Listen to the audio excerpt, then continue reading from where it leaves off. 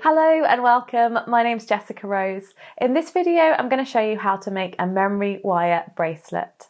These are a lot of fun and these are a great project that you can do as an adult jeweler, but also that you can do with children for jewelry making, or I used to do them for children's jewelry making parties. They're a really simple, effective way to make bracelets using beads and some very simple tools. And memory wire, like the name suggests, has a memory. So when I stretch it or move it, it still retains its shape. It goes back to its shape. So they are perfect because it's a one size fits all situation. So they're really nice to make and sell because there's not really any sizes on them. And if you are making them for children and you want to make them a bit smaller, sometimes you can buy children's memory wire, or you can just go ahead and twist it round and condition the wire. So I'm not going to do that with this one, but you just keep kind of twisting it until it takes the shape. So you can manipulate it a bit, but generally speaking, it's got its own sort of shape.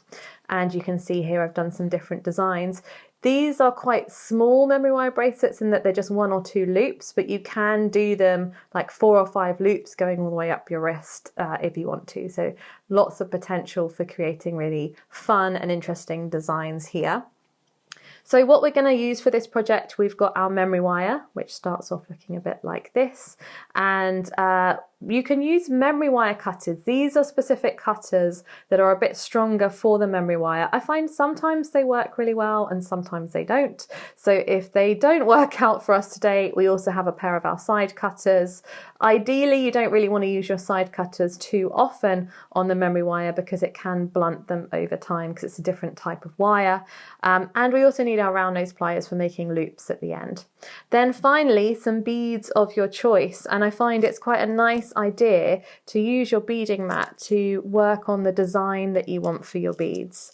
So might spend a little bit of time before I make a project just going through and thinking, what kind of design do I want? Is it going to be a repeating pattern? Is it going to be something a little bit random? What is it that I'm going for? So I might say, well, what does that look like? That's quite a nice repeating pattern. And of course I can adjust things and play around with the design from there. So once you have decided on your design and you're ready to kind of go for it, we need to cut the wire. And it normally comes in a big spool, so I've got a little bit here. I'm just going to show you a small one today to save a little bit of time, but like I said, you could use this whole piece and make a really chunky sort of bracelet. So it needs to be more than a loop, I'd say at least a loop and a half. So that's what I'm going to go for today. So that's 1 loop and a half will bring me around to about here. And so I just take my cutters, pop them in to the wire, give it a big squeeze, and there we go. So you can see it's much tougher than silver plated wire or things that we use for a lot of the other beading projects. So if you are doing it with children, just make sure that you are doing that section, and also I would do the loop section for them and let them do all the threading on of the beads. So now we're going to create a loop at one end. So I'm going to take my round nose pliers, place it in an end, it doesn't matter which one, and about 1/2 centimetre away from the edge with nothing sticking out the other end, place it in my pliers, and I'm just going to twist round. Now memory wire is very tough, so it's unlikely you'll be able to get round in one go. So I normally get about that far round and then I pull my pliers back and go for it again.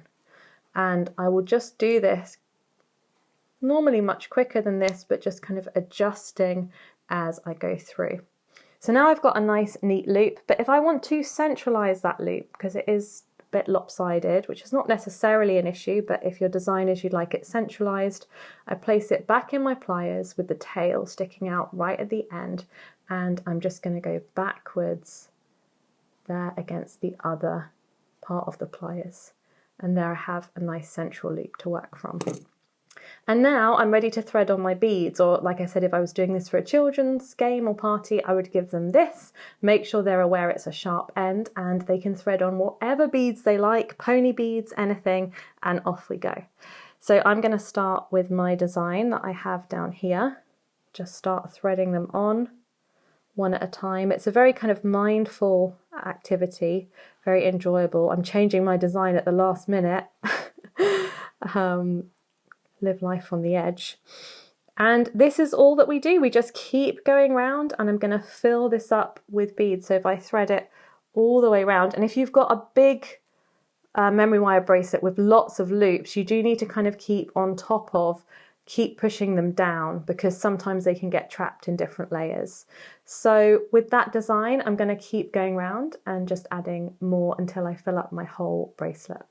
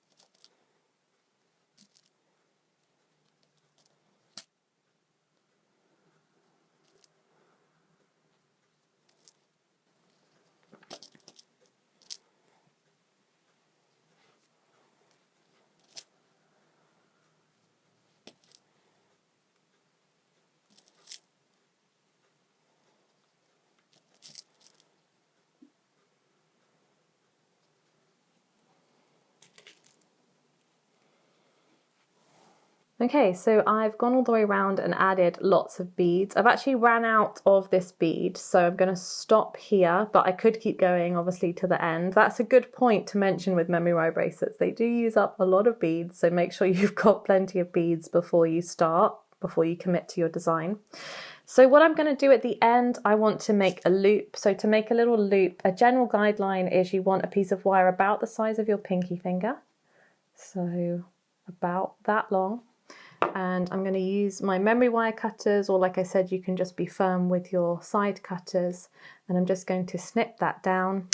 In terms of health and safety, make sure nobody is directly next to you while you're snipping, or just cut down into the mat to make sure that it is safe. I recommend that an adult do the cutting and the loops as well. So then, just like I did before, I'm going to place my wire into the pliers, nothing sticking out the other end, and I'm just going to twist and keep twisting until it goes all the way around. And sometimes I'll need to twist it back to then twist it forwards. The more you practice these loops, and you can practice them with a bit of scrap silver or copper wire or silver plated wire, the easier they get. They'll become like second nature to you. And that is it. It's as simple as that. A beautiful memory wire bracelet that you can wear and enjoy. A wonderful, fun, creative, mindful project that's easy for everyone to enjoy at home. I make these with my son and he absolutely loves them. And of course, in terms of design, you can create whatever you like. So best of luck with making your jewelry projects, and I look forward to seeing you on another video very soon. If you enjoyed this video, do give it a like and please subscribe to our YouTube channel. And if you would like to find out more about our free online courses and join our community, visit us at jewellersacademy.com.